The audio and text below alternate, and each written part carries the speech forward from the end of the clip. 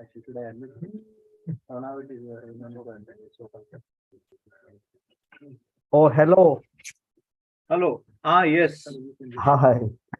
Hi. Just checking whether we can hear you. Yes, good morning. I hope you can hear me. Yes. So, Okay. Hi. I'm Dinesh. Okay. hello, So Dr. we're just seeing Dinesh. about the I'm live stream. Ananta. Happy New Year. Happy New Year. Happy New Year. Hello, Sneha. How are you? Hi, good morning. I'm fine, sir. How are you? Very well. Good morning. Yeah. Good morning, sir. Who is Again. moderating? It's so lovely. But he's going to be online also. Join from here. So now, Abhay is not coming to out. Here out what they speak, no, that should come out now. So that has to be connected to here now. Others are not there. Can you call them, man? This has to be connected No. to the. Have you checked the audio, man? 1 minute first. It doesn't Just go talk there. to them. Can you give me the mic? So that Yeah. I can Talk to them. Come and talk to them. No, normally my connection is not there. Right now we are setting it up. Now just see. You should talk. Okay. Can you please say something? One of you.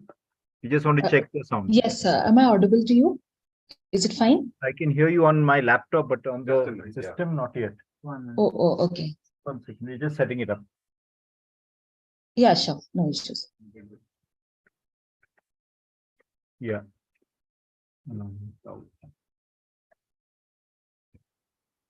This sound over here, anything through this? Audio.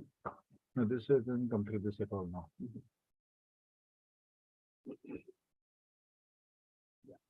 No. Just call Lindsay. Na?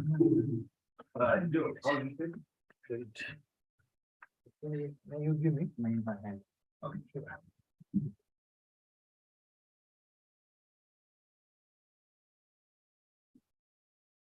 Okay, can you just say something, please? Yes, sir. Am I audible to you now? Yeah. Is the voice fine?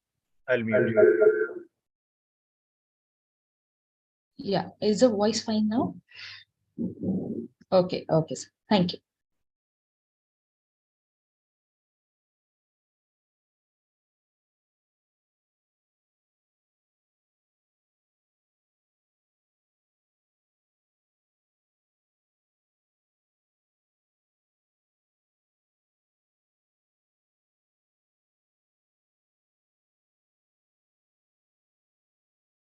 And then you.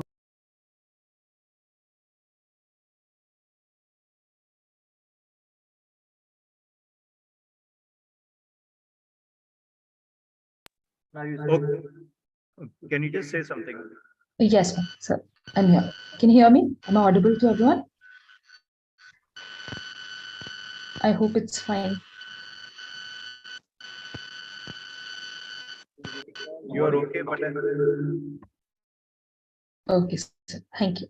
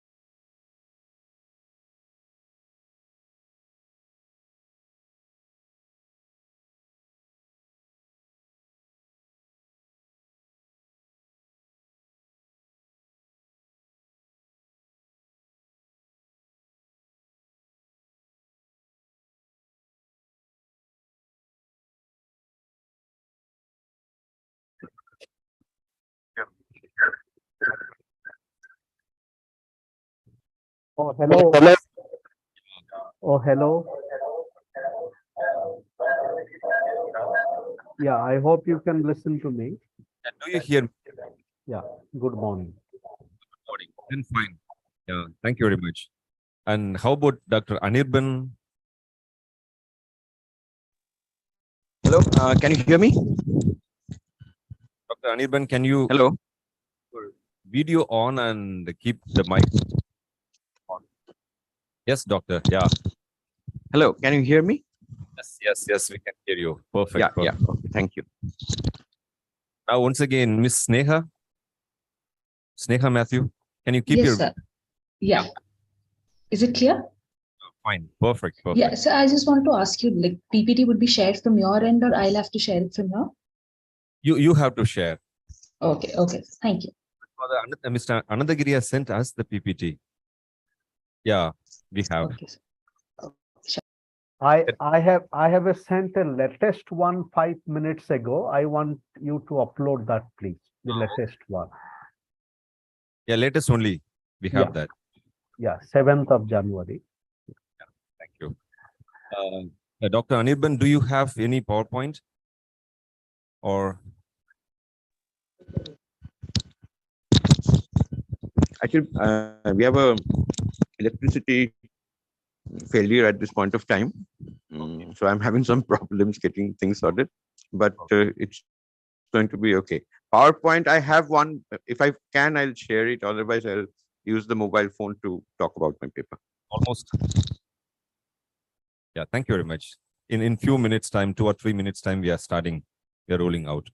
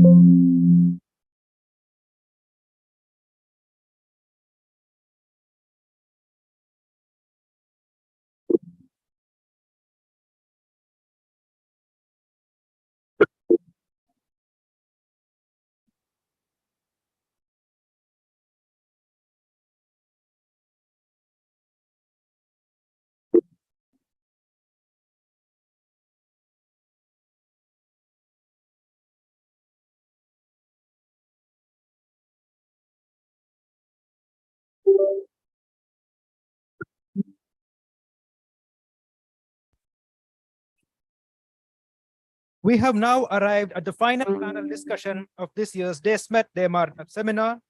This is to be an online session through Zoom, and the overall theme of this session is food politics, contemporary debates. We have with us Dr. Tony Kenneth, who has taken up the task of moderating this online discussion. Dr. Tony Bharat Kenneth Matthew. We have now arrived at the final panel discussion of this year's DeSmet DeMarneffe seminar. This is to be an online session through Zoom, and the overall theme of this session is food politics, contemporary debates. We have with us Dr. Tony Kenneth, who has taken up the task of moderating this online discussion.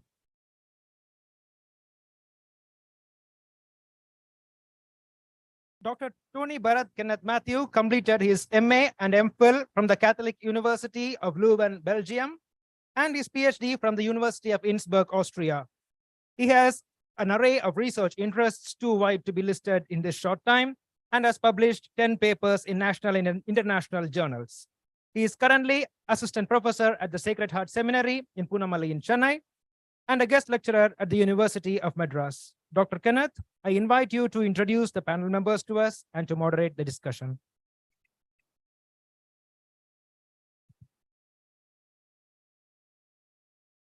Thank you very much. Welcome back to the last and the final session we have as introduced. And I have some a prioris to complete. Begin with Dr. Ananta Kumar Giri, who is going to present Anna Saharaj, Food, Freedom, Shared Sovereignties and New Horizons of Transformative Politics, Ethics, Aesthetics and Spirituality. Dr. Ananta Kumar Giri is a professor at Madras Institute of Development Studies, Chennai. He is a full member of the Club of Rome and an associate member of Indian International Center, New Delhi. He is also a founding honorary executive trustee at Vishwanidam Center for Asian Blossoming, World Nest Center for Asian Blossoming, Puducherry and Chennai. The next presentation is on My Food is My Message, a Gandhian narrative, to be delivered by Dr. Anirban Mukherjee. And Dr. Anirban Mukherjee is a professor in the Department of Philosophy at North Bengal University. He has his MA Philosophy with Cognitive Science at Jadavpur University. He was awarded a Felix Scholarship to study for a PhD degree in philosophy at the University of Reading under the supervision of Professor John Preston and Professor Maximilian de Gainsford. The title of his thesis was Perceiving Aspects, Unfolding the Wittgensteinian Notion. He was an associate at the Indian Institute of Advanced Studies, Shimla, from 2013 to 15. He has published several articles and an edited volume. We have the third presentation on Global Hunger Index and Food Security in the context of COVID-19, a cross-sectional study of rural India from 12 states. Now, this is co-authored by 3 authors. Dr. Alvin D'Souza was obtained his doctorate in economics from the University of Mysore in 2018. From November 2016 till March 2021, he served as the head of the Human Rights and Training Unit at Indian Social Institute, Bengaluru, where he was involved in training the youth on social analysis and human rights. Currently, he is an assistant professor at Indian Social Institute, New Delhi. Mr. Praveen Agnello D'Souza is an assistant professor of philosophy at St. Francis de Sales College, Nagpur. He has his MA from Tilak Maharashtra Vidyapeeth, Pune, MPhil from Jnanadeepa, Pune. He is a visiting professor at St. Charles Seminary, Nagpur, and a governing body member of an NGO called Indian Center for Integrated Development, which works for the advocacy of child rights, women empowerment, livelihoods, etc. And Ms. Sneha Matthew recently received her MSW in Disaster Management post-graduation from Loyola College of Social Sciences, currently interning with the Indian Social Institute, Delhi, under the guidance of and supervision of Dr. Alvin D'Souza. I welcome you all, and I welcome all the speakers to present their papers. Directly, we launch into it.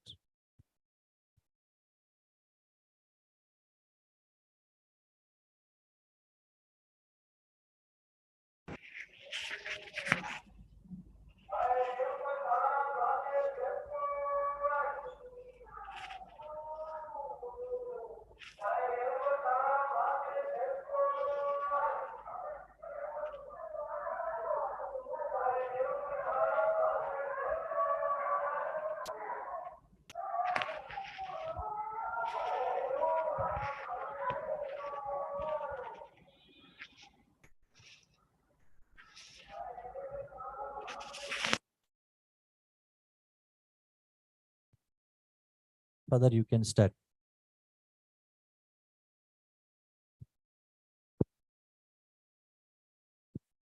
Good morning, Ananta. Do you hear us? Yes, good morning. Good morning, Father Nishant and all dear friends. I request you to please put my sent PPT on the screen, please. It is Dr. D'Souza's.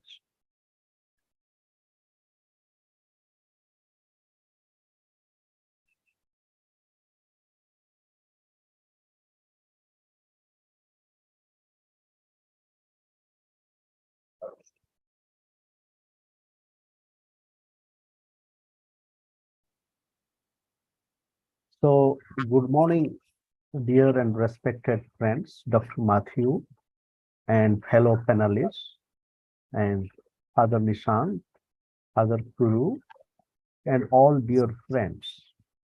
As the PPT is coming, let me begin. It is a joy for us to come together and work and meditate with the calling of food, life, society, and the world.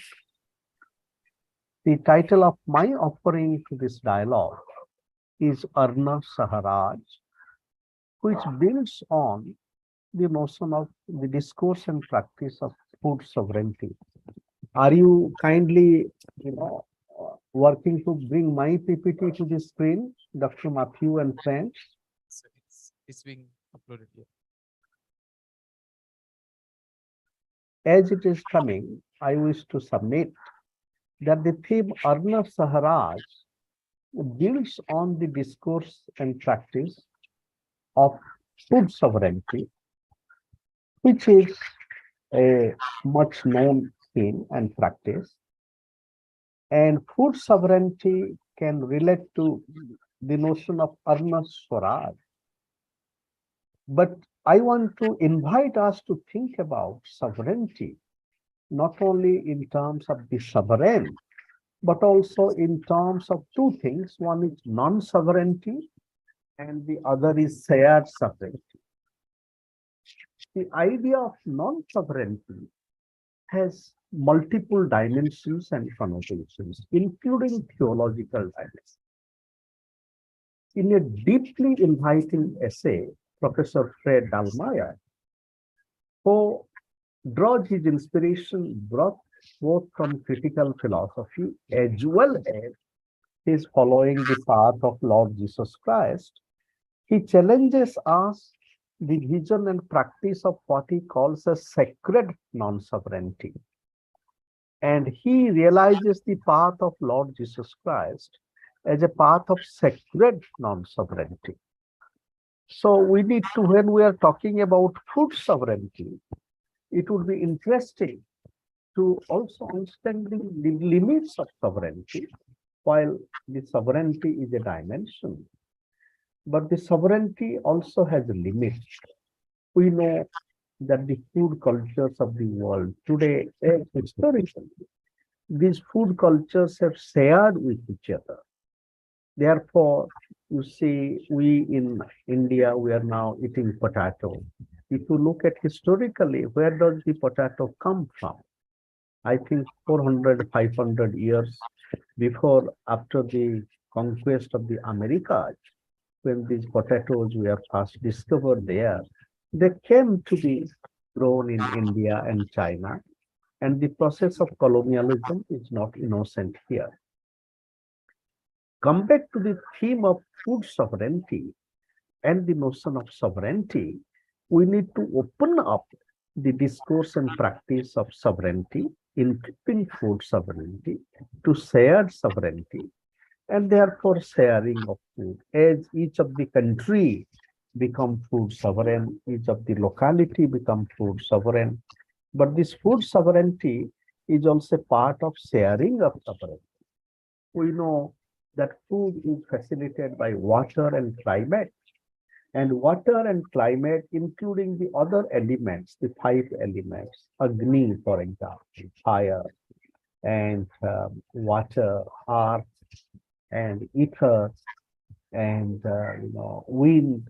Now, all the 5 elements that constitute human life, including food, they are not within sovereign jurisdictions. So, we need to therefore bring the notion of shared sovereignty to talk about food sovereignty, and also including the notion of sacred non-sovereignty, because if we are too much caught up with the logic of sovereignty, then we become a prisoner of the logic of sovereignty, and we need to understand the limits of sovereignty and take part in varieties of processes of sharing of sovereignty, and that requires cultivation of non-sovereignty and a cultivation of humility and also sacredness. Food is sacred. Though food is material, food is also spiritual. Now, that sacredness relates to reverence of life. And now moving on then, I also want to bring the notion of, no, I would request you to please move this slide when I request you. Please go back to the earlier slide. Now, when I want to talk about Anna Saharaj, building on Anna Swaraj, but Anna Swaraj is not just Anna Swaraj, but Anna Saharaj, where Swaraj becomes mutual blossoming. Along with Anna Swaraj, we also need to talk about Anna Satyagraha, because Swaraj and Satyagraha are related. And Anna Satyagraha refers to having a Satyagrahi approach to food.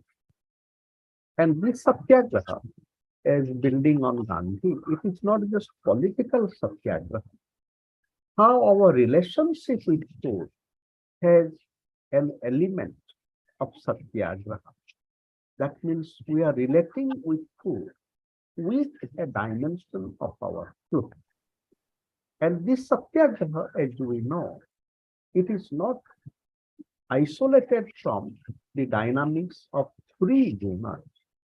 And these 3 gunas are Sattva, Rajas, and Tama.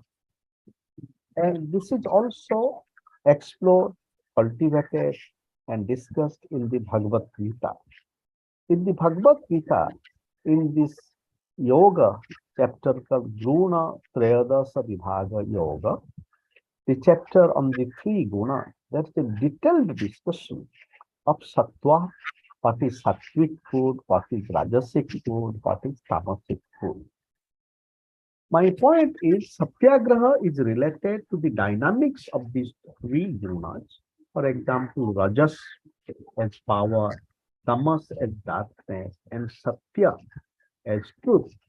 And satyagraha works with these three gunas. So in our seminar conference so far, we have discussed the different dimensions of food, including food habit and limits of that, and including meat eating. Yesterday, Father Kuru was telling us the very barbaric condition in which chickens are being raised. The point is, while acknowledging all these dimensions, that how we individually and collectively still have a satyagrahic approach to our food. Therefore, I bring the dimension of Arna Saharaj and Anna Satyagraha to relate to the discussion of food sovereignty. Now, coming to food sovereignty, the PPT screen is gone, but let me move ahead to the dimension of food sovereignty, and you can come to the second slide. Now, food sovereignty is thank you. Food sovereignty is the right of people to healthy and culturally appropriate food produced through ecologically sound and sustainable method, and their right to define their own food and agriculture systems.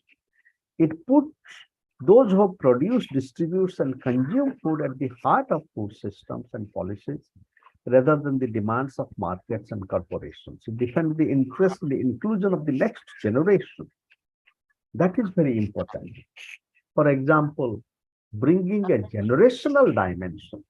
Therefore, food sovereignty animated by Anna Saharaj and Anna Satyagraha, it brings a dimension of generational solidarity and responsibility. And therefore, we would have to be responsible for our coming generation, what kind of food we are living for them. And here, if we can relate to political theorist Hannah Arendt's notion of natality, we are being born, but this natality is accompanied by generations. I propose a trigonometry of generations, generosity, and generativity together. And if we bring Sri Aurobindo here, Sri Aurobindo's vision and practice of Savitri, where Savitri is trying to bring life to her dead husband. So that Savitri-like work, because when a mother is bringing food to her child, it is giving life. So life both materially and spiritually.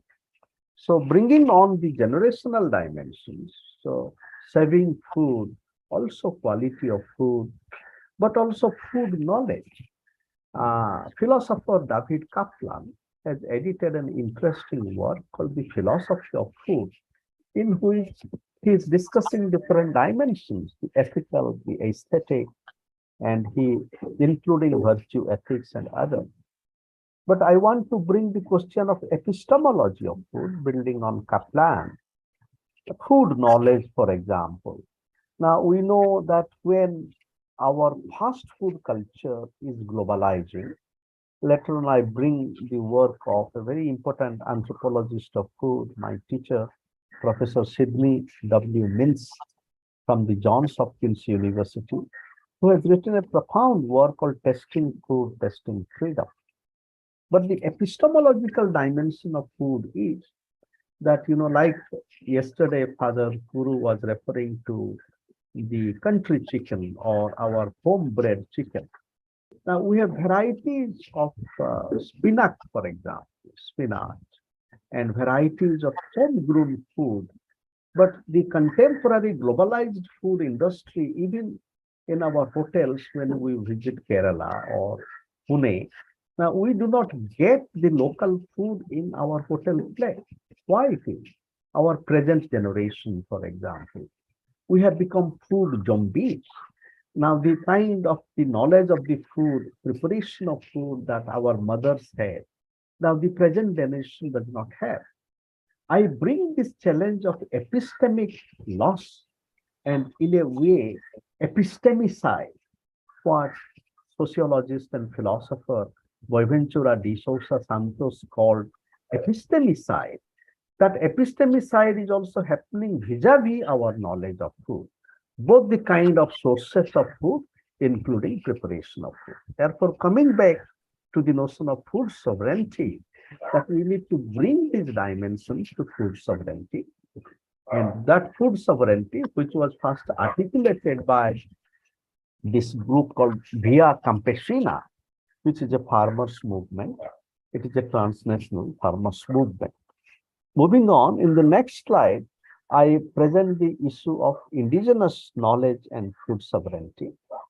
And there is two, for example, here, that how in different parts of the world, like in Ecuador, that people are coming with projects like the Good Life Project, and how indigenous community members are growing food and indigenous community revival, and as a response to capitalist appropriation and marketization of food. Very quickly here, we can also bring the notion of the pluriverse that is emerging. I think yesterday one presenter referred to the work of Pune-based activist and thinker Ashish Kothari. Ashish Kothari, in collaboration with Arturo Escobar and others, they have edited a very interesting book called the Pluriverse Dictionary. Arturo Escobar, anthropologist who has been a very important critic of the logic of development, in his recent work, he's been talking about the pluriversal politics.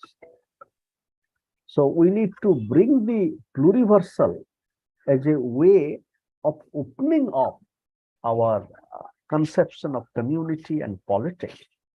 So a pluriversal approach to food sovereignty would be that how wherever each one of us, we go beyond the modern industrial capitalist logic and create not only the universe of food, which is engineered by the global capitalist food capitalist modality, but a pluriverse, a rainbow of planetary food creativity. Moving on, this notion of indigenous food sovereignty, another thing I should not forget to say, that when our healthy food, the demand for healthy food, for example, is rising, like millet, for example. Now, there is a danger that all these healthy foods which are located in indigenous communities, but now millet, for example, if you buy a kilogram of millet in Chennai, it is much expensive compared to what you can get in the, say, Uti Hills, where the tribals are staying. Now, the danger is that the healthy food practice can have a negative impact in terms of inflation for the indigenous people who grow the community. This is just a challenge, and we would have to find a way so that our demand for healthy food is not at the cost of people who grow this food in difficult circumstances. With this, we come to Bandana Siva, who is a very important articulator of the logic of food sovereignty. But I think with Bandana Siva, there is a dimension of non-sovereignty and sacred non-sovereignty and shared sovereignty. Siva writes, for me, food sovereignty is sovereignty over your life, livelihood, and health. We are interconnected. Therefore, food sovereignty is an ecological process of co-creation of other life forms. It begins with seed sovereignty, saving and using living seeds. Then next one, that how, for example, in the food system, that we are, each one of us are part of the interconnected web of food. And Bandana Siva challenges us not to forget that even as human beings, when we are eating some food, we ourselves are being eaten by the soil. and therefore we should have humility. Then the next slide points to the challenge of water, for example, and the kind of crops, and how in many of the conflict areas such as Syria, now water and the growing of rice and then the growing of water intensive food culture has led to kind of resource conflict vis-a-vis food and water, and which is also one of the sources of conflict reason for conflict and war in Syria. What Bandana Shiva points to, that in such circumstances, the challenge is not just war against war, but how do we create the condition of the biological regeneration of water, cross diversity, and Bandana Shiva writes in the next slide that I present how she has collaborated with one Professor Cicciorelli, who lived in Aleppo and who worked with Center for Arid Zone Agriculture. And then when the Americans were bombing Aleppo, the real challenge, Bandana Shiva writes, that how do we create conditions of food regeneration? That is very important. And this work of, next slide please, this work of Bandana Shiva also can be read together with the work of another important Gandhian activist, Ila Bhatt from Ahmedabad, Gujarat, but her work has set important creative work all around the world. And Ila Bhatt's notion of 100-mile community, because we need to, one of the great challenge about food is that while we would have to share food worldwide, but we can minimize avoidable kind of world trade on food. And the global supermarket of food and the kind of, with climate change and COVID and the problem of energy, that if we have creative circles of food, what Ila Bhatt called, that we should have 100-mile community. In 100-mile communities, whatever food we are growing, if we share it in that, and to the extent possible, let it be our goal. If there is urgence needed, drought, famine, and others, we would have exchange of food, across a larger. So it is in that context. So we can bring idea of Ila Bhatt 100-mile communities. That 100-mile communities become the kind of the locus of Anna Saharaj and Anya Satyagraha.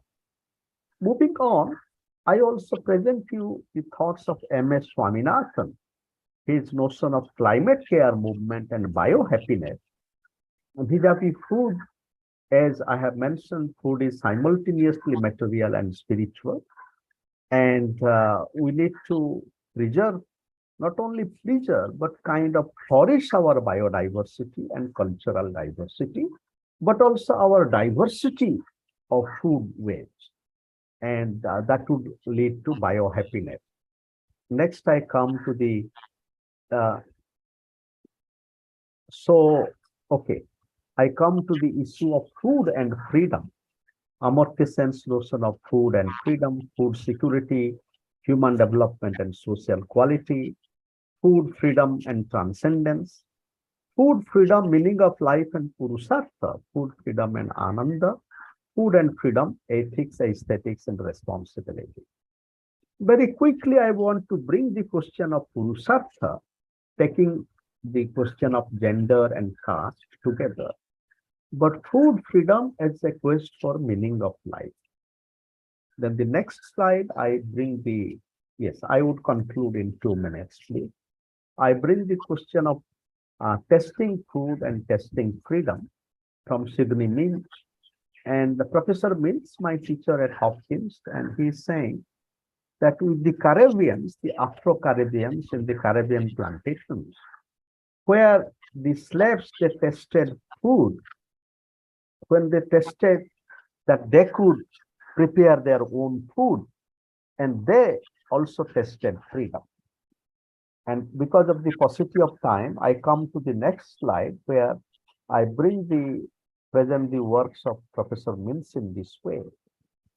Reflecting upon American food habit, Professor Mills writes that Americans do not have a cuisine, they just have consumption. That is a very challenging thing. And he also is saying that the American habit of overconsumption is really, and when it is being globalized, it is a force of destruction and it legitimizes massive inequality. Finally, I would offer a poem, which the next one. It is called a New Eucharist. Arna. Arna is our mother, and I invite you to join me in singing these lines if you feel like. Arna. Arna is our mother. Food is our mother, our Bhumi and Bhuma, ground and Vidya. Arna is Brahma, food is God. Ground is our mother, Brahma is our mother, God is our mother. Around and in front of our mother, the next one, we invoke Arna, offer food to our body and soul, the yajna of our life. Food becomes the flame of life, flame of energy, flame of aspiration. We eat together, whatever we have, we share. If not enough on the plate, share the pen together. The next one. Oh, friends, you speak so much, write so much about poverty and hunger, but have you ever experienced the pangs of hunger? Have you ever shared food from your hungry plate? Have you eaten together and have you realized Anna is our mother, food is our mother? The next one. Oh, traveler, you told Anna is our mother. It opened my doors and horizons. Food is our mother. This is also the root of our religion. We should eat together in the public space, all together, Jew or Gentile. The next one. But this supper is not the last supper. This is only the beginning. Eating together, one and many, this time of ours calls with seki fingers for a new Eucharist, a new Langar, a new Ummah, a new Jamat, a new Yajna of soul and kosal, Anna and Brahma, society and cosmos, ground and beyond.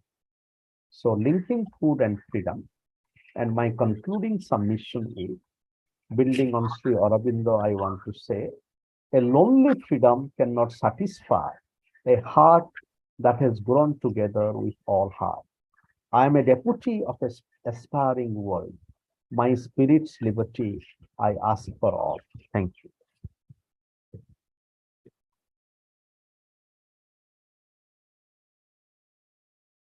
Thank you, Dr. Ananta. And now we move on to our next presentation by Dr. Anirban Mukherjee on the theme Gandhian Politics of Food. Over to you. Hello, am I audible? Yes. You're audible. Okay. So I have a PowerPoint to share.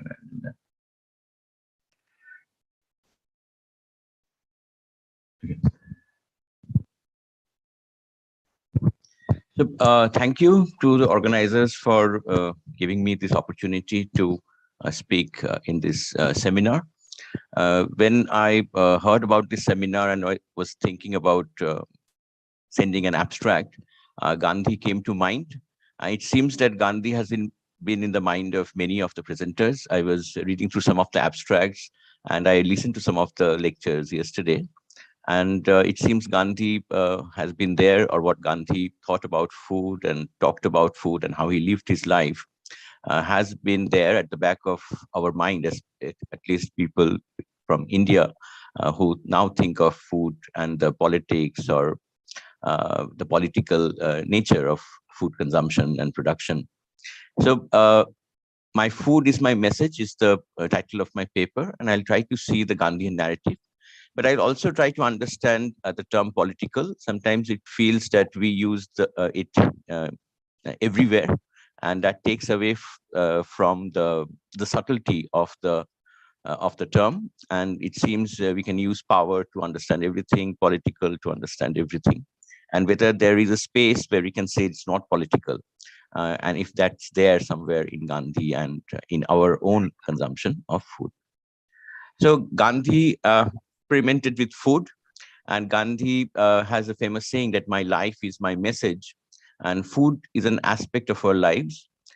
And my food for Gandhi was also a kind of messaging. That is something that I'll try to put across. His autobiography is called The Story of My Experiments with Truth, but there is also a story of his experiments with food in his life. And if we read the 100 volumes or portions from those volumes, we see that food occupied an important portion of his thinkings, and food was connected to his politics, his ethics, and his general view about things. So both, I would say, are both of the above holds for us as well. What we eat is also a kind of, there is a way of saying how we feel about things. And we also experiment with food. Gandhi experimented with different kinds of food at different points of time. Yesterday, I think Dr. Amarendra was talking about the journey of those experimentation. And Gandhi experimented with meat during his younger days. Then he went to England and he tried to keep the vow that he had made to his mother that he would not touch meat or he would remain vegetarian. And what followed from those experiments and those trying to keep those promises. And we also, like, if we are vegetarians, sometimes people try out, try to transgress how they see themselves. And even people who are non-vegetarians, they may not be eating all kinds of meat. So they might be experimenting with kinds of meat that they usually don't eat. Or they might be experimenting with turning vegetarian or even vegan. So experimentation with food is not peculiar to Gandhi. It's part of all our lives. We experiment with food, and the kind of food that we eat is also something that we talk about and we feel strongly about sometimes. Now, how is Gandhi different from us? The difference lies in that Gandhi's some of the food choices were more thought over, and he had journaled them. He had written about those food choices, as he was quite transparent about many aspects of his life. So he used to write about everything.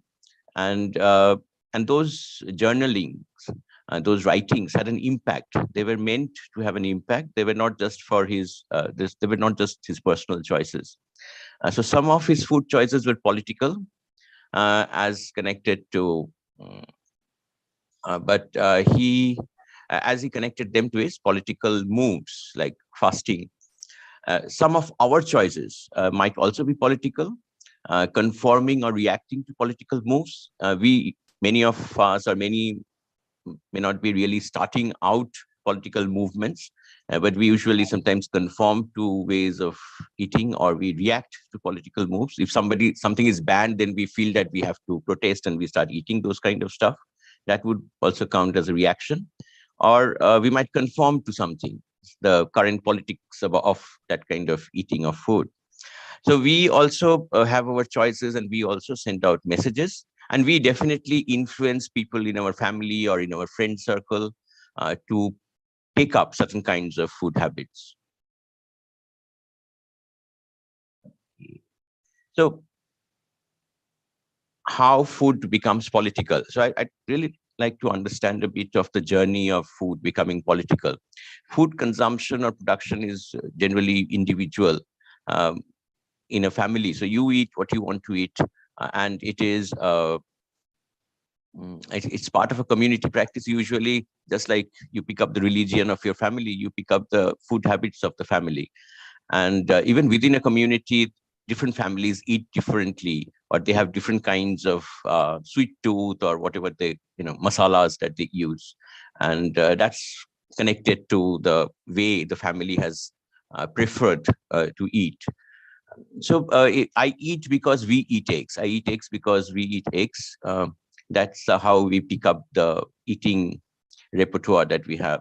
And it's mostly cultural, and it might also be geographical, because within a certain area of the world, people eat certain kinds of stuff linked to its history as well as its availability of those kinds of food items. Now, there are two normative turns that we usually make from we eat eggs to we should eat eggs, which is again maybe conserving the tradition. So we eat this kind of stuff during the puja, or we eat these kind of things during marriage. So if somebody does something different, then we feel threatened or we want to kind of stick to it. So we have to eat those things during a marriage ceremony. So conserving the cultural, and again, then this leads to a certain kind of political identity. So we are those kind of people who do this kind of thing during the marriages. So we eat eggs, and though they who are different from us in terms of religion or community or something else, they eat wine. So this gives us an identity. The normative turn two, there's another normative turn that we could make.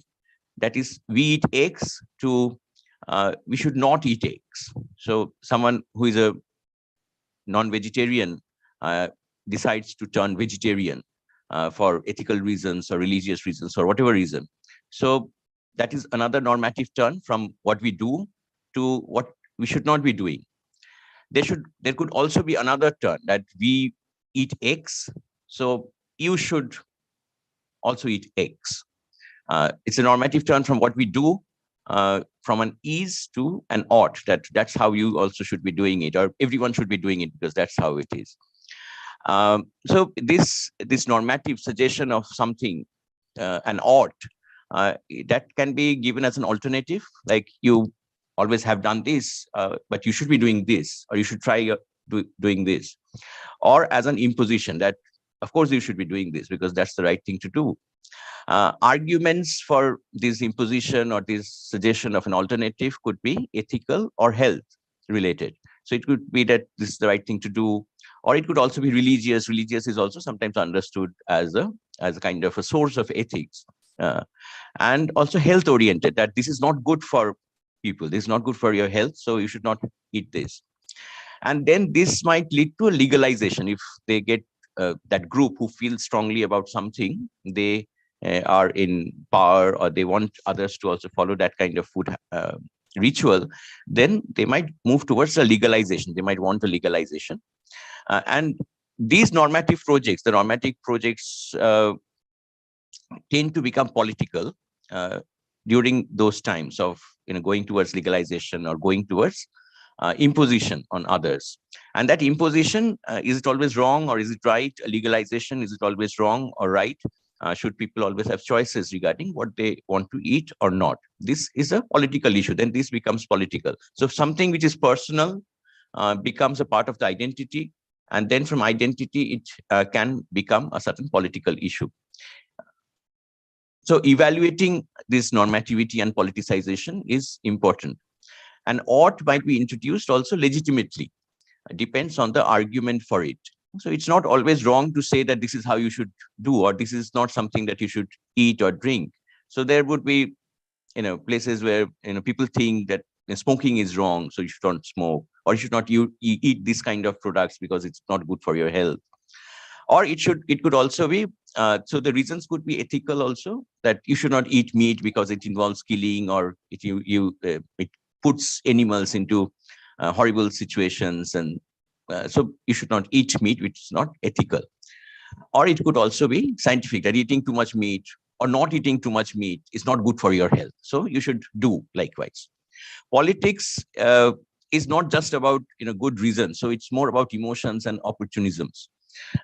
Legislation and implementation of food directives happen through political maneuvers, and which the personal choice, which was personal, which was cultural, which was like part of a certain community practice, when it will turn political, when it will flare up into something which is emotional, depends on how that situation is utilized by certain political entities. So there comes the case of opportunism, someone making something which is not political into something political. And that's not always wrong, and that's not always right. So this is like, it depends on how you feel about the normative procedure, whether the arguments for saying that this is what you should do is something reasonable or not. And what is reasonable is again decided politically sometimes, but outside the politics also we have some sense of what is reasonable. Gandhi is always for conversion rather than coercion. Whatever be his views, generally he says we have to convert people. We have to help understand that there are other people who have different views, and we have to let them be. But we also have to air our views, and we have to see that they, if they can change their views, but we also have to be open to their views, and we might want to also change our views if it seems more reasonable. So that is his kind of politicking. That is the way he wants to approach different issues, including food. Now, food is everything political. Food options and choices change over time.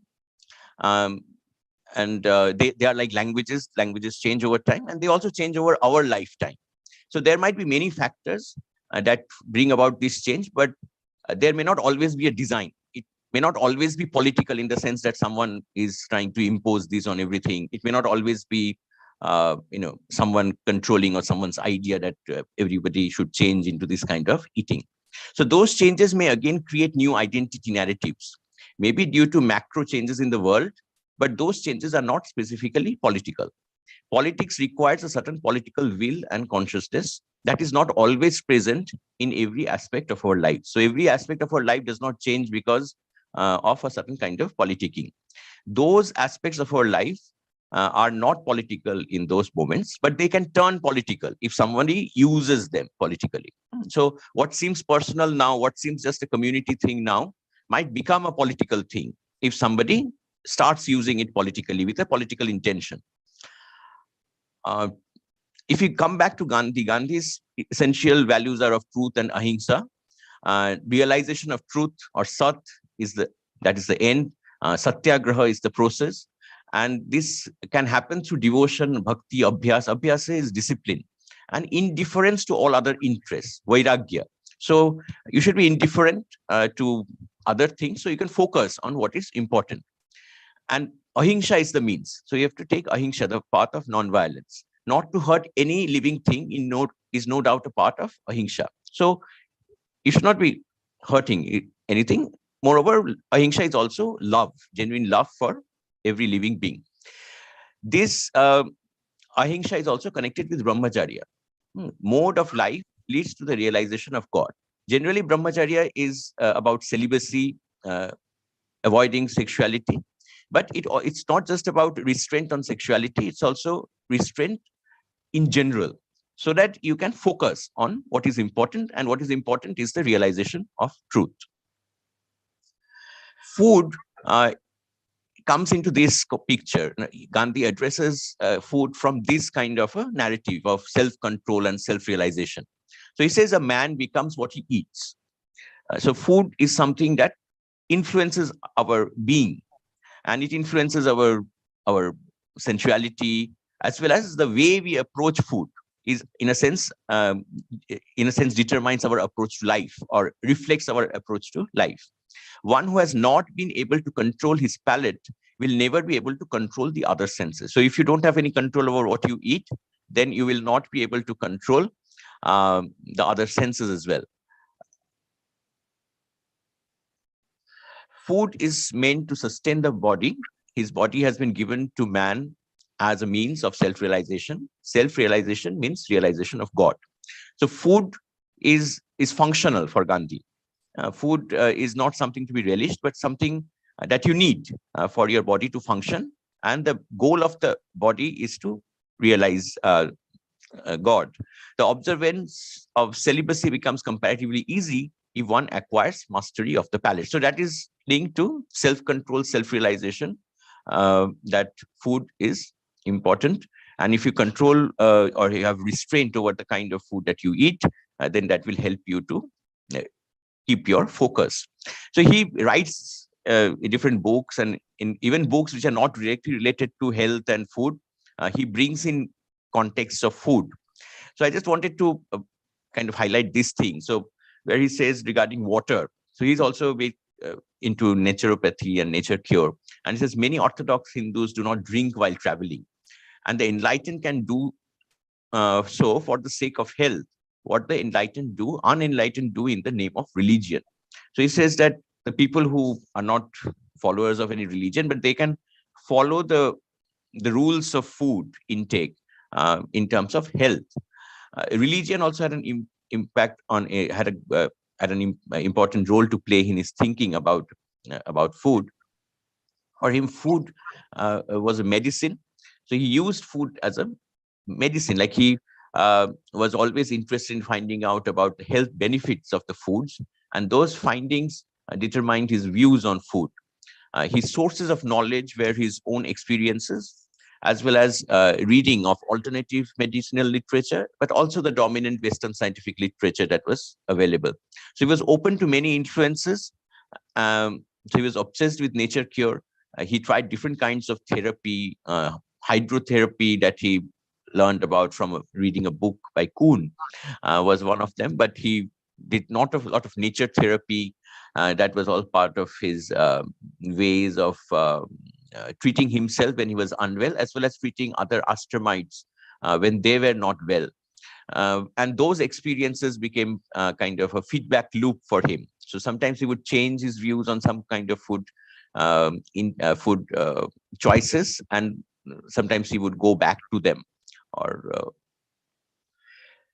if we come to food ethics, veganism or vegetarianism, milk, he says, is an animal product and cannot by any means be included in a strictly vegetarian diet. Eggs, on the other hand, he says, are regarded as flesh food, but in reality, they are not.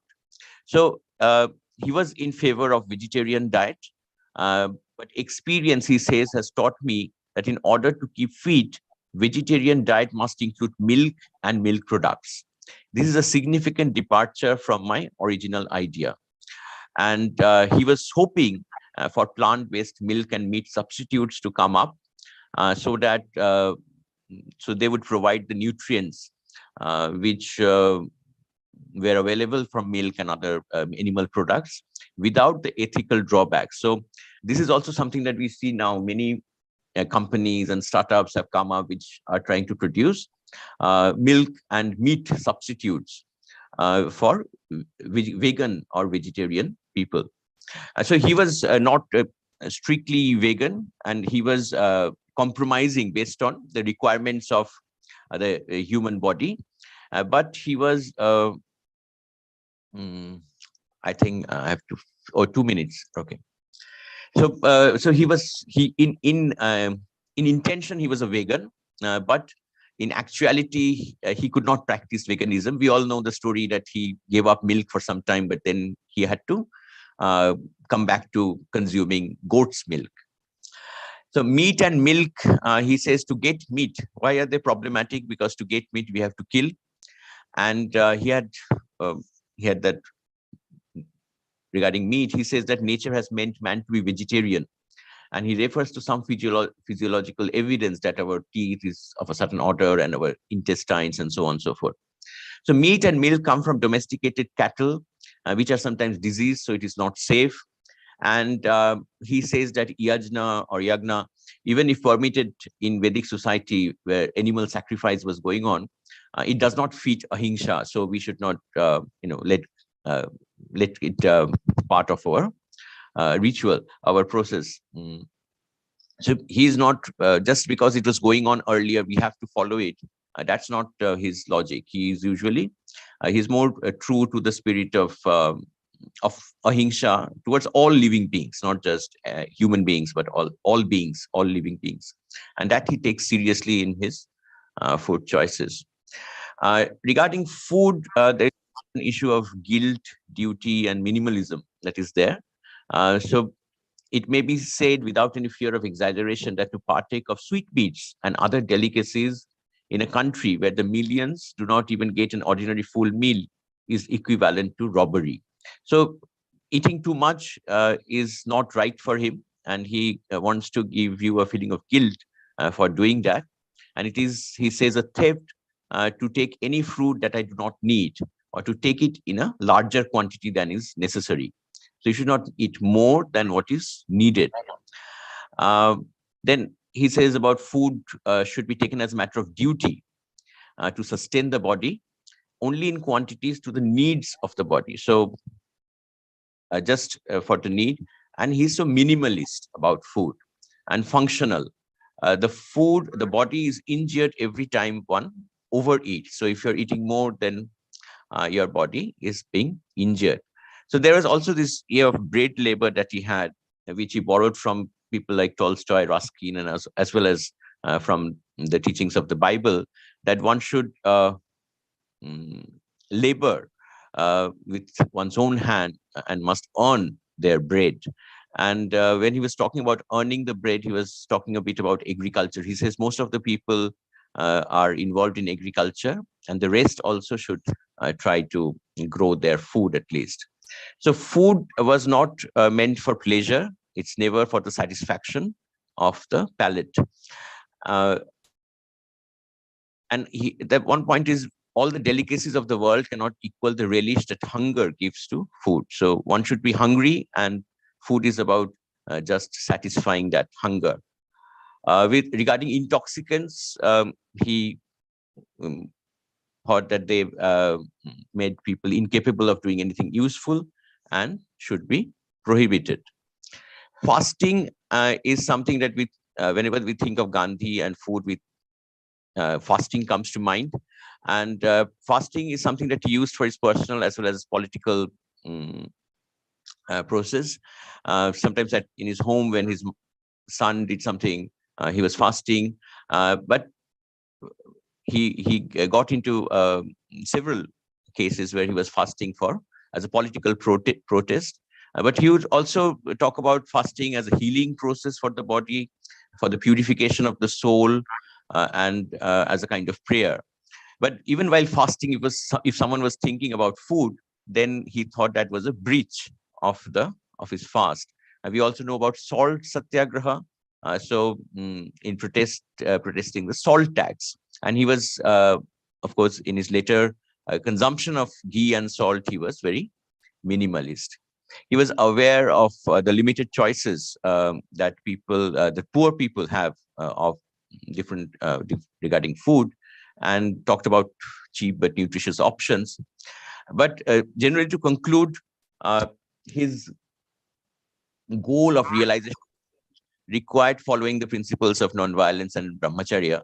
And these were principles that also affected his politics as well as his food choices. And if you want to end, his messaging was there. His published food choices were not just personal, but prescriptive. And experimenting he was doing. He was open to new ideas and changed or moderated his views. And we can take these two lessons from him. But ultimately, what comes out as most significant is, he says, I would not like to have even the best thing done under compulsion. So he's more about giving choices to people and changing their minds gradually than to impose his own views on them.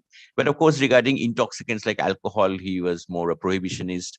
And so that was not giving people a choice as such. So thank you. I think I have stayed my time. Sorry to the organizers. Thank you.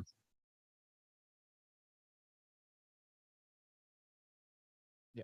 Thank you, Dr. Anirban, for that presentation. We now move on to the third presentation by Ms. Sneha Matthew, titled Global Hunger Index and Food Security in the Context of COVID-19. Over to you, ma'am. Yeah, thank you so much. So very good morning to one and all present here. Firstly, I'd like to thank the organizers for hosting such a national conference, which is of such relevance. So I, Sneha Matthew, will be presenting on the Global Hunger Index and the food security in the context of COVID-19. So, and yes, I wholeheartedly thank the organizers for actually making a virtual space for people like us who couldn't be there. So without much delay, I would like to move forward directly to my presentation. So I'll just present it right away.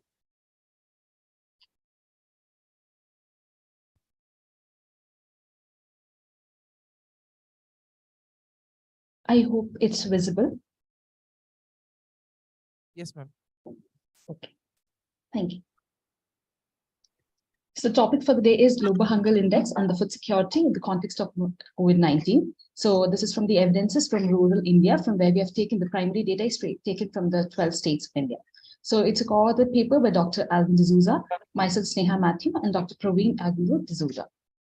So going straight away to the aim of the study, it's basically, we all know that while the ravaging impact of COVID-19 has felt by most of the Indian population in the coming in various proportions. So it has also been exposed to India's food security, especially among the rural population. So while going through the studies, we have seen that a lot of studies shows how the COVID-19 has actually impacted or adversely affected a sizable population. And in India, mostly in terms of loss of their livelihood, or we have seen like fall in their income or increased hunger, poverty, and inequality are some of the distresses that we've been seeing. So and again, we have seen how COVID-19 pandemic brought the entire world to a standstill, like affecting almost everyone in various proportions. So in the case of India, when we were seeing the first wave was considered to have predominantly affected the cities, what we have seen is the second phase, the wave devastatingly affected the lives and livelihood of even the rural population, which was stated in the Center for Science and Environment 2020 paper.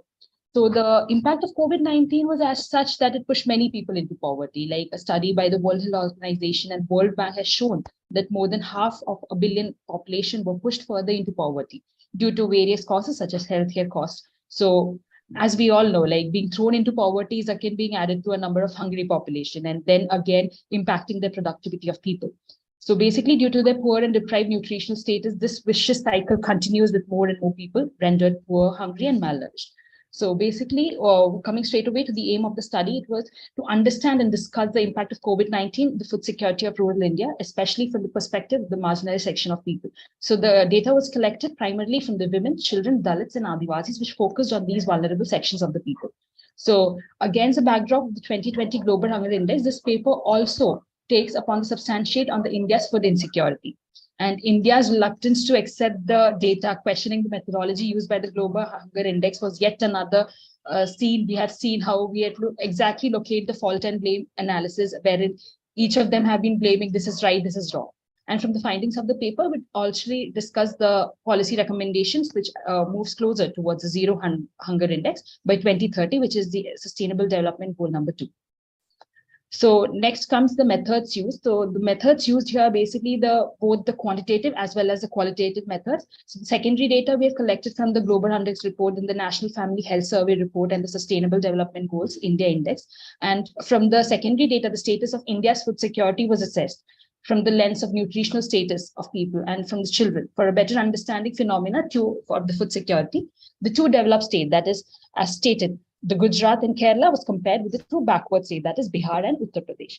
And from the primary data, actually this study evolved from another study, the impact of COVID-19 in rural India. So for that, we had collected samples from 5,210 household samples. So to understand the status of food security of India during the time of COVID-19 was analyzed based on the functioning of the NGNRGA and the public distribution system and the experience of hunger during the pandemic.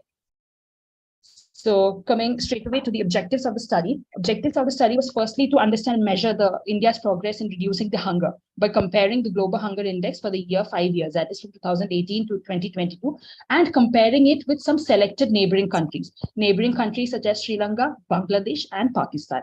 And secondly, to assess how the pandemic affected the food security in the rural India in a large was, and to explore the status of hunger in India using the National Family Health Survey 5 data for a few selected indicators, that are the 3 indicators which I'll be explaining further, and to examine the importance and functioning of the PDS, Public Distribution System, and Mahatma Gandhi National Rural Employment Guarantee Act in rural areas during the COVID-19, especially to fight against the hunger and food security, since it substantiates with the topic for the day, to suggest some substantial ways to address the issues of hunger and food security in India. So the research questions we mainly focus upon is the 4 points. That is, what is the percentage of hungry population in India?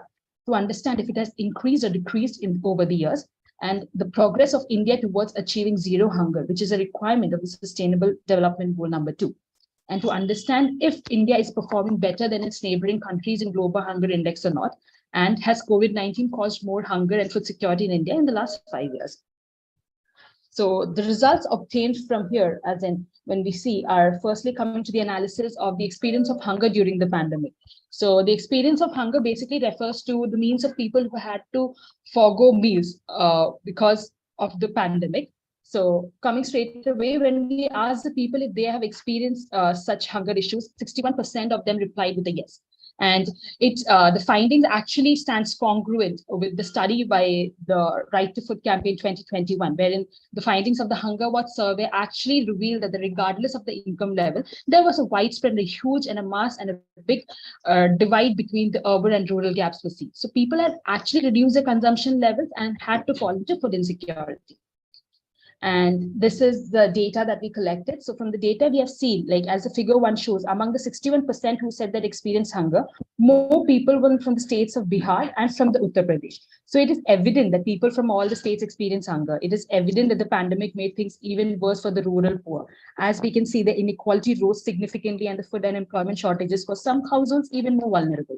So even the findings of the Hunger Watch survey was congruent to it. And then the next phase we are taking upon the expose along with the gender and the experience of hunger. There also we have seen how when we consider the women were claimed to have faced hunger than men, which was evidently highlights how the gender disparity in consumption and availability of nutritious food is available to the women. So there was another report by Kamdar which actually revealed how gender nutrition disparities are growing as the pandemic pulls over 75 million Indians into poverty. So particularly in communities as such where women and girls eat less and eat due to the social conventions. We have also seen the social construct, how the women at homes used to eat at the last. Like even the mothers take away the last penny that's left. So that's how probably that's intersection is seen here. And we have again the experience of hunger as being congruent to the social category and the experience of hunger. Here also we have seen, like as the above figure shows, how the SC and ST populations has been affected. So a greater number of people from the SC category said that they experienced hunger. So in the case of ST, even though the people who had experienced hunger, that's 23%, is almost similar to those who didn't face hunger, that is 22%. So whereas among the SC who experienced hunger was much more than those who faced hunger, that is 24% and 6%. That is the vast difference we see here again.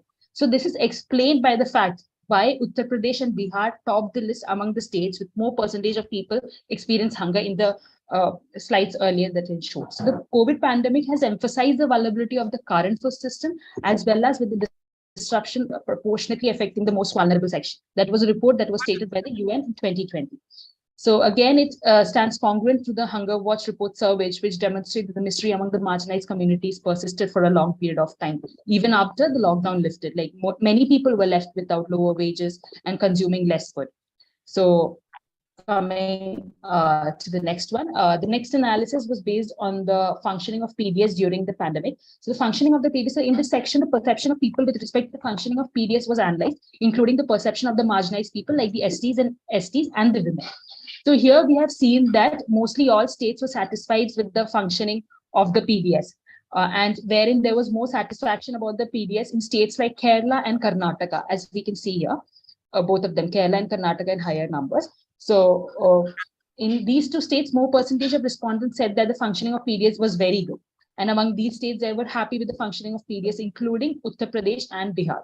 So this also explains why more percentage of people said that they experience hunger in these two states. Like in Uttar Pradesh and Bihar, as we evidently see, there was differences between them. And then we take into account the gender responses to the functioning of the PDS. So here also we have seen how the figures shows that the people who are not satisfied with the functioning of PDS and called it either bad or good, like their women outnumbered the men here. So quite a few members also expressed problems, such as while taking out the case studies and focus group discussions, they said how digital illiteracy was a problem for them. So this perhaps explains why this was a great number of women weren't satisfied with functioning of the public distribution system.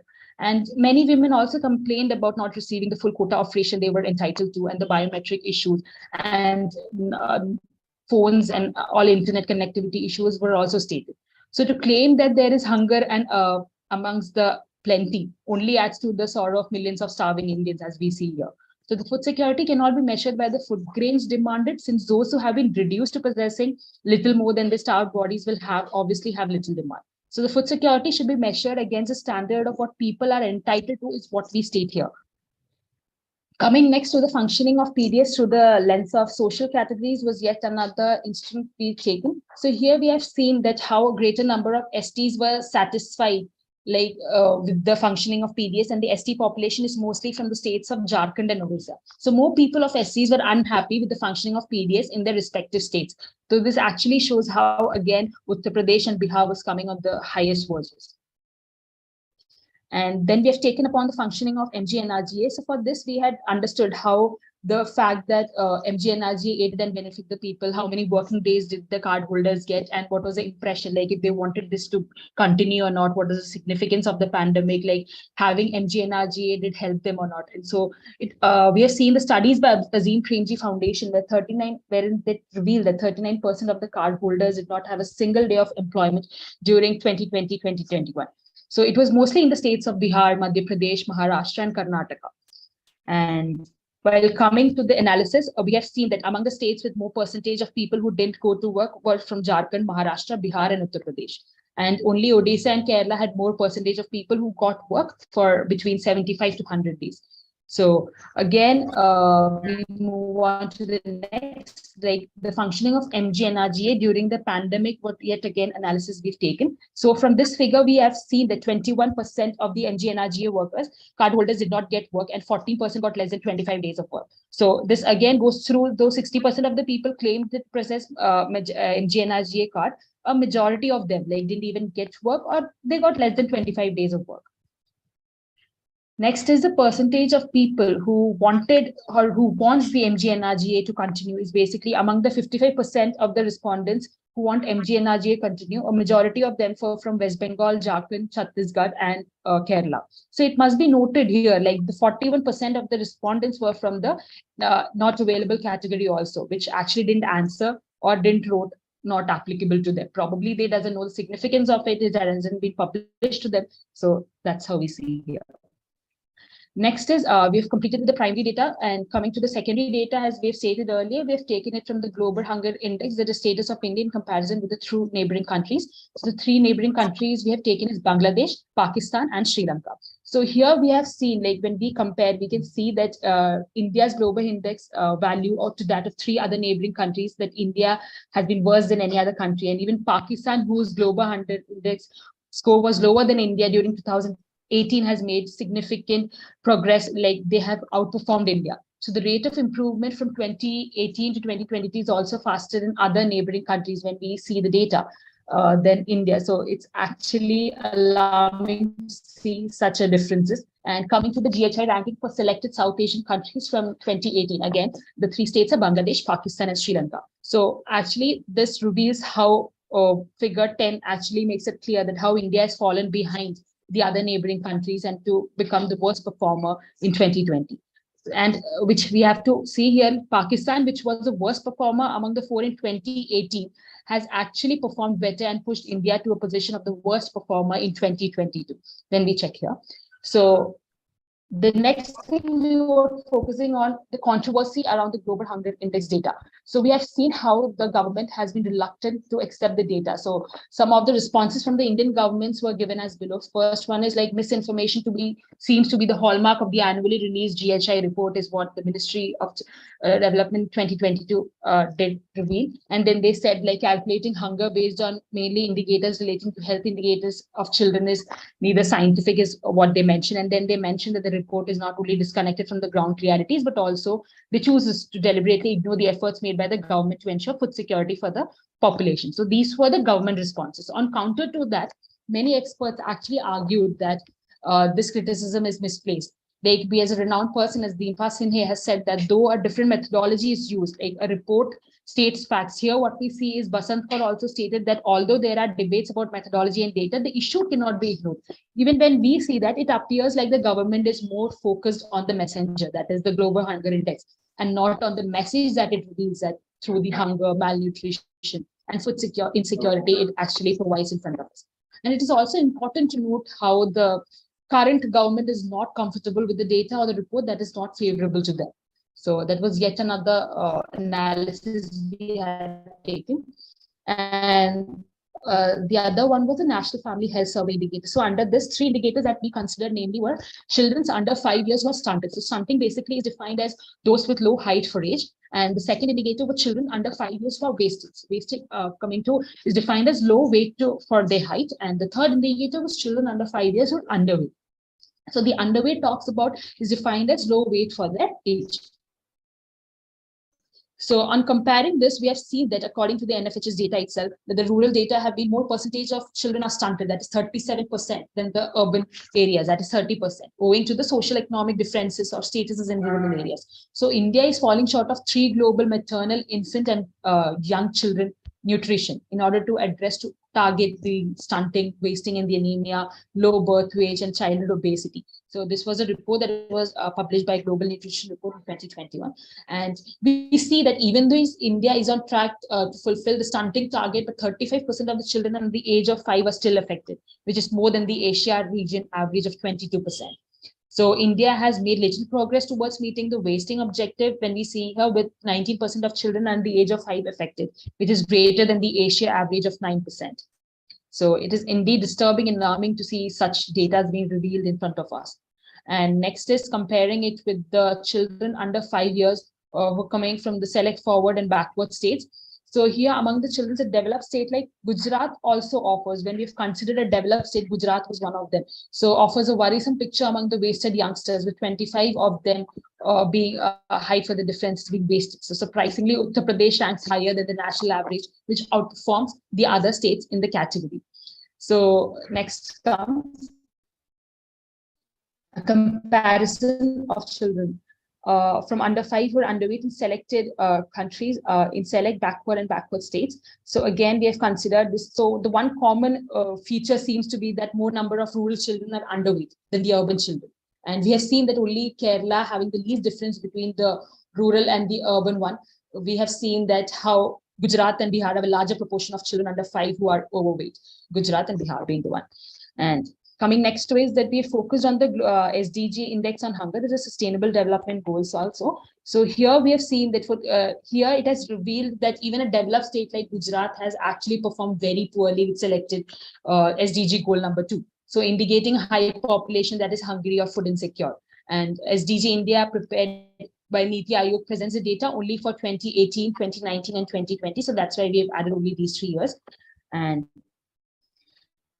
coming to the prevalence and number of severely food insecure persons in India. Here, what we see is a 2022 report on the state of food security, that is the SOFI reports, presents a worrisome picture of the widespread and the worsening food insecurity in India. So this report was jointly published by the 5 organizations, that is the FAO, IFAD, UNICEF, WFP, and the WHO during the 2022. So here we see that SOFI report presents estimates on the prevalence of undernourishment and the prevalence of moderate and severe food insecurity at the global, regional, and country level. While the FAO publishes the PO estimates for India, in the SOFI report, the estimates of PMSFI for India are left blank, as we have seen how the government of India forbids FAO from publishing them.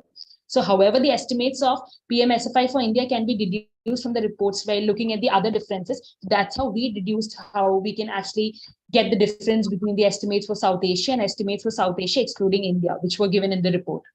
And coming to the next one, the prevalence and number of severely food insecure persons 2014 to 2021.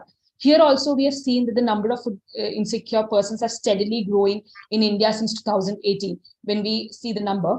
And India had the lowest number of severely food insecure persons in the year 2016, that is 181.9 million. But in 2022 and 2021, it has crossed 300 million. So it is only speaks about the number of hungry people in India when we compare the remaining South Asian countries, and the picture actually looks alarming. Like it was in 181 and then it rose to 341 currently.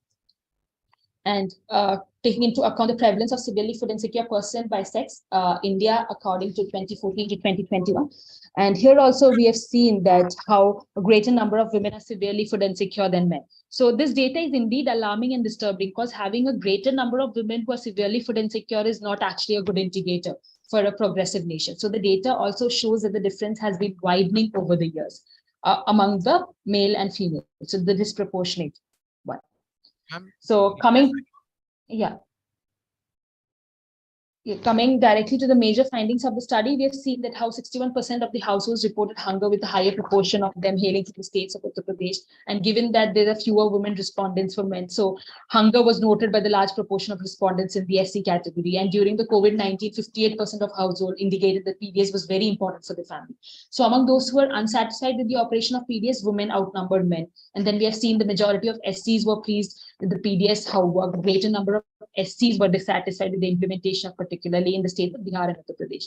And in comparison with the three neighboring states, we have seen how India has been a worse performer with a greater proportion of food insecure population. And then according to the NFHS data also revealed how there were more children who were stunted and then in the urban areas and in the rural areas and the urban areas. And the NFHS data also shows the highest number of under 5 children who are malnourished, who are performing like better than the national average also though. And then coming to the SDG index, the national average for 2020 is 47, which actually rose up from 35 in 2019.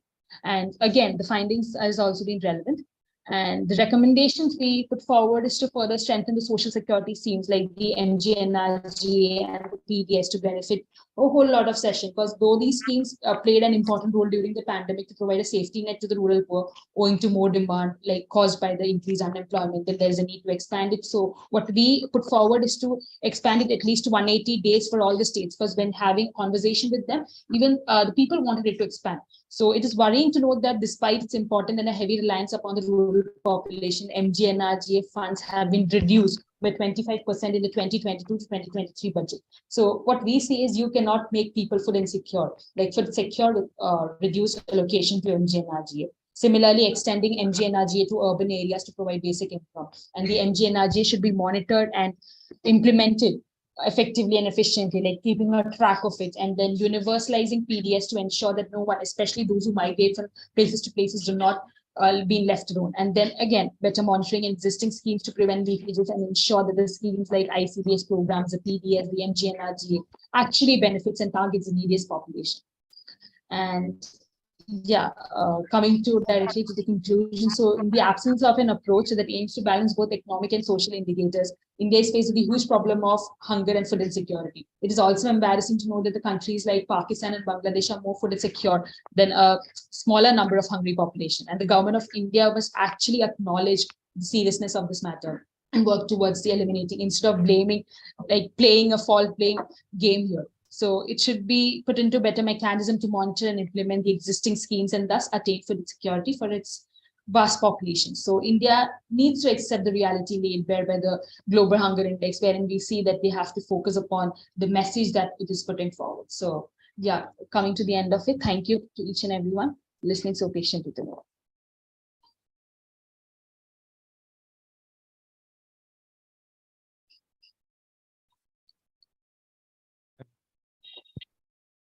Thank you all the presenters for your presentation. To have the upshot of all the presentations, as Dr. Ananda Kumar Giri spoke on Anna Saharaj relating to food sovereignty, defining our own food and agricultural systems. He also spoke about epistemological dimensions of food beyond sovereignty. He supported in favor of indigenous food system, finally elaborating on food and freedom. Dr. Anirban Mukherjee presented Gandhian experiments with food based on his experience, not dogmatizing his views on food and perceiving them beyond his experiments, namely self-control, self-realization, self-reliant economy with ahimsa, satyagraha, wherein we have healthier living. And finally, the Global Hunger Index and food security in the context of COVID-19, a cross-sectional study from the few states of India. Dr. Alvin D'Souza, Mr. Praveen Agnolo D'Souza, Ms. Neha Matthew co-authored. Ms. Neha, basing on the samples on food security, she spoke about the impact of COVID-19 and on the food security, its aftermath among the poor. She also discussed Global Hunger Index and India's food insecurity, India's reluctance to accept data and the problems that followed. I hope we have assimilated all the presentations well. Now it's time for questioning. We have just 15 minutes. We have just two questions to pose. May I request you to come forward in front of the camera, and then you can pose the questions to the persons concerned. You may raise your hands when you have questions.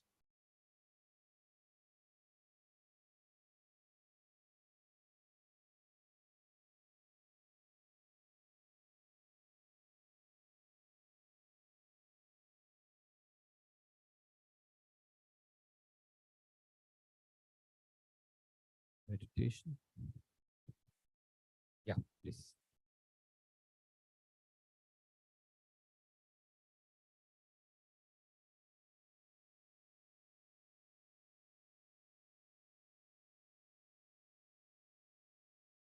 So thank you, members of the panel, for your excellent presentations.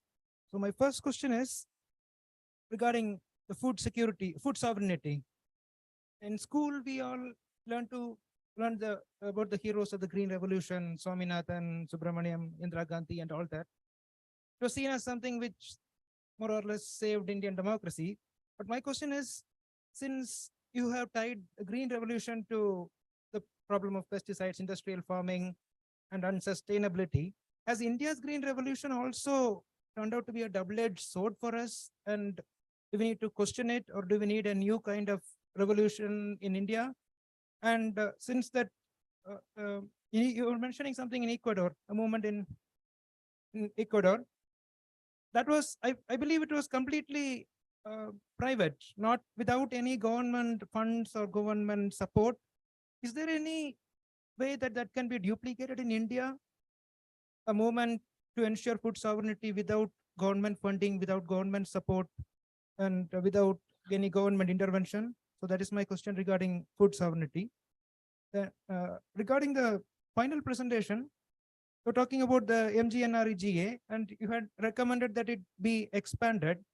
This July, there was an article in the Hindu that said that the government center owed 15 states pending wages for the employment scheme, and there are always a lot of debates between the center and state. Recently, Karnataka government, I think they said they paid 150 crores or something. And so, is it economically feasible to expand the MGNREGA in to greater extent at the current economic level in the society? And my question regarding Gandhi's food choices is, the pure form of Gandhianism doesn't seem to have any spiritual or philosophical force in India today. So how far do Gandhi's food choices impact the spirituality or the lifestyle of people today in India directly? Does it survive in any way, either through informal recommendations in the government, or in a personal way, in a self-improvement way, or any way? Does it survive in any way in today's India, or is it just a relic of the past? Thank you.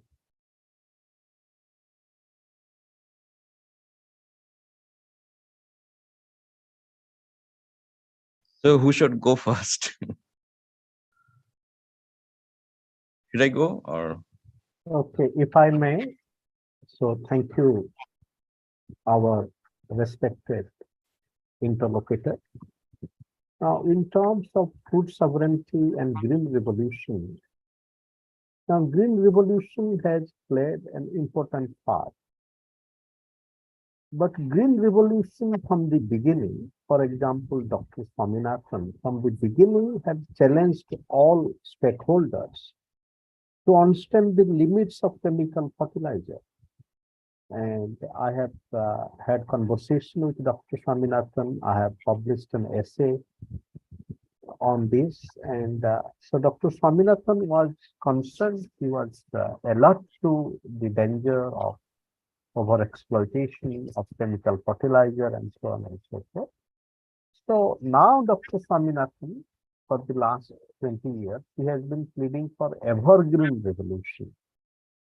And that evergreen revolution also can ensure food security and agricultural, ecological agriculture. And the model is that every family, whatever land you have, and a pond inside it, pisciculture, agriculture, and coming together of science and technology. So it is possible today to have a new evergreen revolution with the combination of science, technology, ecological farming, and the question about different ways of food security, not only government. Yes, in India there are many communities and who are growing food and trying to have food sufficiency in their locality. So it is not just totally dependent on government, though the challenge is to have a synergy of transform governmental action, transform to civil society and non-governmental action to self-help group and the self. The point is that if each one of us becomes also food grower in whatever ways we can and be ethically and aesthetically responsible about our production and consumption, we can certainly make a difference. Dr. G, please, your answers to be brief. Yeah, thank you for the question.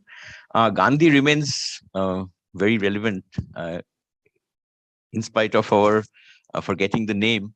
The sources of many of the debates that we engage in and the political measures that are taken originate from Gandhi.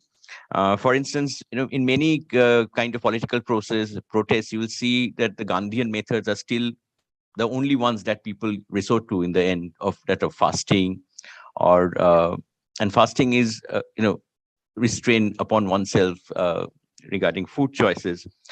Prohibition being imposed on alcohol consumption, in Bihar, Gujarat was always there. And the reasons are the same Gandhian kind of reasons. Veganism, which has come up in a long, in a big way among people who want to have more ethical choices, so to say. So that is, even if they are not drawing upon Gandhi, Gandhi was one of the pioneers in thinking in those terms. So they would not think of themselves as Gandhians. They would think of themselves as, having read a self-help book from the West. But Gandhi is someone who talked about it much before those kind of movements really developed. Locally produced product or consumption of locally produced agriculture, like millets and other things, which are also problematic, as pointed out earlier. But those kinds of the stress on locally available food, local manufacturing, local agriculture, local farmer, which you will see also all around the world, like farmers market. You go to farmers market as opposed to an Asda or Walmart, and you encourage local farmers. So those kind of thoughts or thinking was there in Gandhi. Even if we forget the source, that Gandhi was the person who talked about this earlier, and we might want to replicate other things, but the sources are in Gandhi. And it's good thing that we sometimes remember that Gandhi said some things which were very significant and continue to be significant. And many of what his ideas were, they were experimentation. That's what I stressed. So he was experimenting, and some of those experimentations he would have himself might have let go of at this point of time, maybe. So they were experimentation. So we should take the spirit of the experimentation. That's what, and we should be also that the liberal argument that we have to be open to other people's food choices. That is also something that is there from Gandhi. So these are all very Gandhian things, though we do not always relate them to Gandhi. So the point over here was just to remind everyone and myself through reading Gandhi. Thank you. Ms. Neha. Yeah. So firstly, thank you, sir, for the question. So coming directly to why the further expansion of wage work, like under the MGNRGA, with, like, as I've stated, at least 180 days of employment at the legal minimum wage here, but we have seen that how the households had demanded work will actually lead to, when the statistics have been revealed, that it will actually lead to a wage bill of rupees like around 3,13,741 crore. So which is more than the thrice allocated amount right now, that is around 1,01,500 crores. So this is actually about 1.4% of the GDP, the statistics that reveal. So when the world's most stringent lockdown has put severe brakes on the already existing economic activities, allocating of 1.4% of the GDP for like such activities considered to be a lifeline of rural economy. Like as we have seen, like how many of the COVID pandemic has pushed many people out of their job base, like in reduction in most of the like actually putting them more into the vicious cycle of poverty. So I guess this is actually lead that a democratically elected government is expected to do for its people. When we see that many of the money has been going through various other projects, which is irrelevant in the present context if we see. So just allocating 1.4% of the GDP is yet another what we have seen through the statistics. So we feel that it's actually just a recommendation. So we can just put forward that. Thank you very much. I think we run short of time. Back we over to the organizers. Thank you.